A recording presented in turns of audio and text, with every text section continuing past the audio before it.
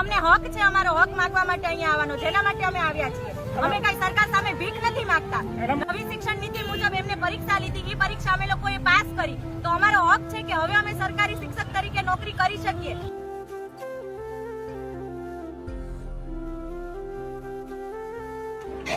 શિક્ષણ મંત્રી આ વિશે કઈ વિચારતા નથી. મારી બેબી ને હું ભણાવી છે, લાખો રૂપિયાના ખર્ચા કરેલા છે, અને આજે જ્ઞાન સહાયકની અંદર કોકડું ગાલી દીધું છે અને કાયમી ભરતી કરતા નથી. અને આટલો મોટો ખર્ચો કર્યો હોવા છતાં મારે ખર્ચો કઈ રીતે કાઢવો, દેવું કરેલું છે. કિસાન સંઘની ક્રેડિટથી લોન લીધેલી છે. હવે મને એમ થાય તો હું ગમે તે રીતે મારી છોકરી કાયમી નોકરી કરે. બોલાવે. આજે અમારી એક જ માંગ છે, કાયમી શિક્ષકને ભરતી